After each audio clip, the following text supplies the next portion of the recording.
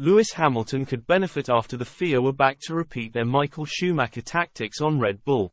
A second former driver has tipped the FIA to stop the dominance of Red Bull by using tactics they used to prevent Michael Schumacher from running away with world titles.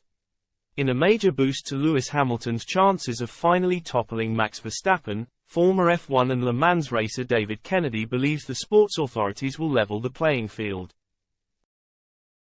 F1 stars have struggled to catch Verstappen and Red Bull this season. The Dutchman is the runaway contender to win a third consecutive world title.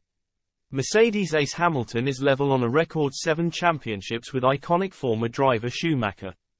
But the Briton has failed to beat that feat due to Verstappen's dominance and has recently called on the FIA to change rules on when teams can start developing new cards in a bid to stop Red Bull. Hamilton's calls are set to fall on deaf ears, but the FIA have been back to halt Red Bull's dominance in another way, as they have a history of doing so during similar periods of sustained success. History has proven that the FIA have done that, Kennedy told Planet F1. They've done that before, and they've done it, ostensibly, when Michael Schumacher was dominating.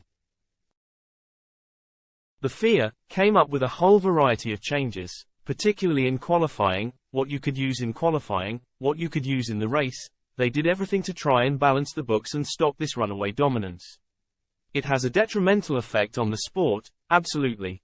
Those that have followed the sport long enough will remember the days when McLaren ran away with everything. And it takes the interest away.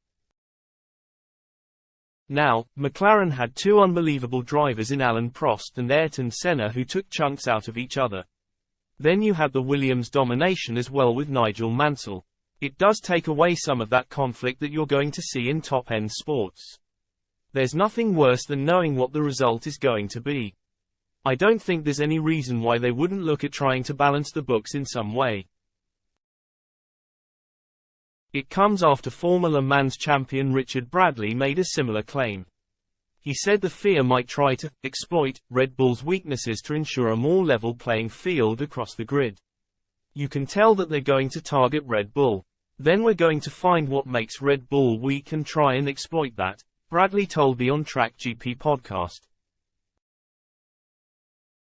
So there will come a time in the cycle that Red Bull will lose out and another manufacturer may come to the top.